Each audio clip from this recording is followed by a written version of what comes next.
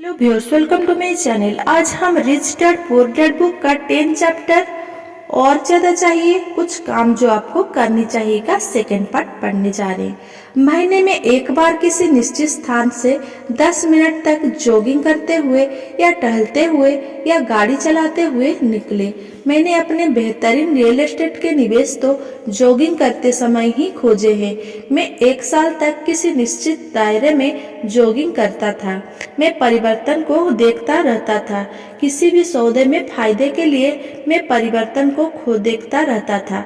किसी भी सौदे में फायदे के लिए दोतव्य का होना जरूरी है। एक तो सौदा और दूसरा परिवर्तन। हालांकि सौदे तो बहुत से होते हैं, परंतु परिवर्तन को भांप लेने से सौदा एक फायदेमंद मौके में बदल जाता है। इसीलिए जब मैं जॉगिंग करता हूँ तो मैं जॉगिंग करने के लिए ऐसी जगह चुनता हूँ जहाँ मैं निवेश करना चाहता हूँ। बार बार उसी जगह के चक्कर लगाने से मैं वहाँ हो रहे छोटे छोटे परिवर्तन को देख सकता हूँ। मैं ऐसे रियल एस्टेट के साइन बोर्ड को भांप लेता हूँ जो वहाँ काफी लंबे समय से लगे हुए हैं। इसका मतलब ये होता है कि बेचने वाला सौदा करने के लिए बहुत ज्यादा इच्छुक होगा। मैं जाते हुए ट्रकों को भी देखता रहता हूँ और आते हुए ट्रकों पर भी निगाह लगाए रहता हूँ। मैं रुककर ड्राइवर से बात करता हूँ। मैं पोस्टमैनों से भी बात करता हूँ। उन्हें अपने इलाकों के बारे में गजब की जानकारी होती है। मैं एक बुरा इलाका खोज लेता हूँ, खासकर ऐसा इलाका जहाँ लोग किसी बुरी खबर से डरे हुए होते हैं। मैं वहाँ साल में कई बार यह देखने के लिए चक्कर लगाता हूँ कि सुधार के लक्षण कहाँ नजर आ रहे हैं। मैं रिटेलर्स से बात करता हूँ, खासकर नए दुकानदारों से, और उनसे यह पूछता हूँ कि वे इस इलाके में क्यों आए हैं। इसके लिए महीने में कुछ मिनटें का समय देना होता है और मैं इसे तब करता हूँ जब मैं कसरत कर रहा होता हूँ या इसी तरह का कोई दूसरा काम कर रहा होता हूँ, जैसे स्टोर जाने या आने का काम। स्टॉक के मामले में मुझे पीटर लिंच की पुस्तक बीटिंग द स्ट्रीट इसीलिए बहुत ज्यादा पसंद है क्योंकि इसमें ऐसे स्टॉक को चुनने का फॉर्मूला दिया गया है जिसकी कीमत बढ़ने वाली है। मैंने यह पाया है कि कीमत बढ़ने के सिद्धांत हर जगह एक जैसे होते हैं, चाहे वो रियल एस्टेट हो, स्टॉक हो, म्यूचुअल फंड हो, नया पालतू कुत्ता हो, नया घर हो, नया जीवन साथी हो या लॉन्ड्री के डिटर्जेंट पर बार्गेनिंग हो। प्रक्रिया लगभग वही रहती है। आपको यह जानने की जरूरत होती है कि आप किसकी तलाश कर रहे हैं और इसके बाद आपको उसे तलाशना होता है। 6. ग्राहक हमेशा गरीब क्यों रहेंगे? जब सुपरमार्केट में कई सेल लगती है, जैसे टॉयलेट पेपर की, तो ग्राहक दौड़कर स्टॉक इकट्ठा कर लेते हैं।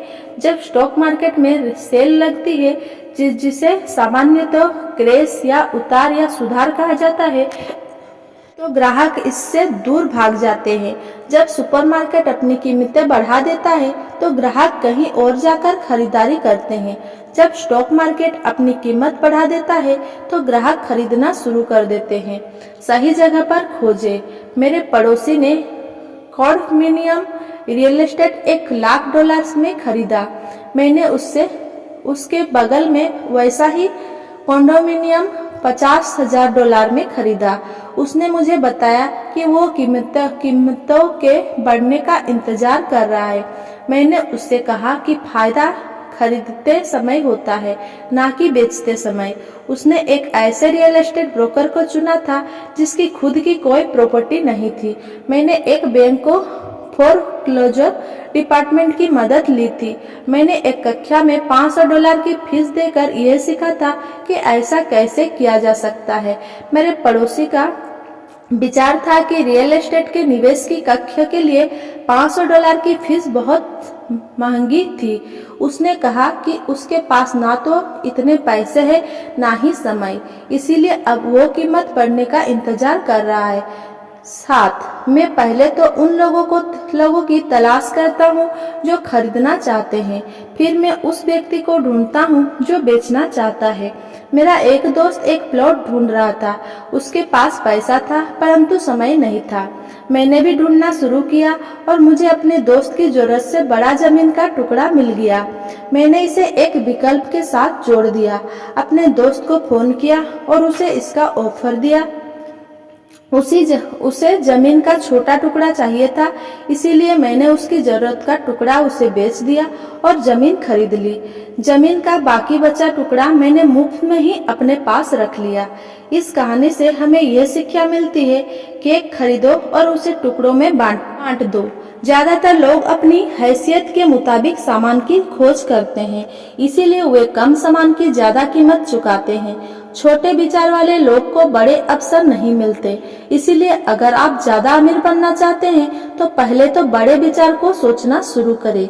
दुकानदार ज्यादा सामान खरीदने वालों को डिस्काउंट देते हैं और वे ऐसा केवल इसीलिए करते हैं क्योंकि ज्यादातर व्यवसायी ज्यादा खर्च करने वाले लोगों को पसंद करते हैं। अगर आप कम खर्च भी करते हो तो भी आपको हमेशा बड़े विचारों को ही सोचना चाहिए।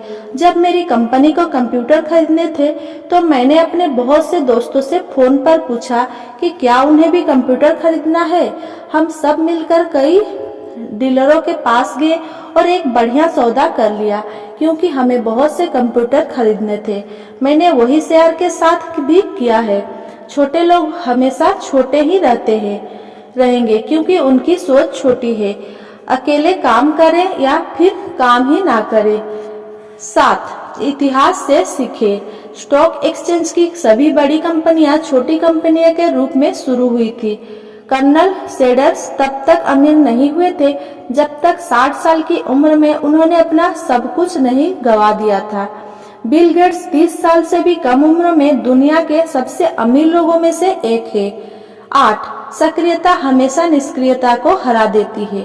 अवसर पहचानने के लिए केवल कुछ ही चीजें हैं जो मैं करता आया हूँ और अब भी कर रहा हूँ। इनमें से सबसे महत्वपूर्ण शब्द है किया और करो।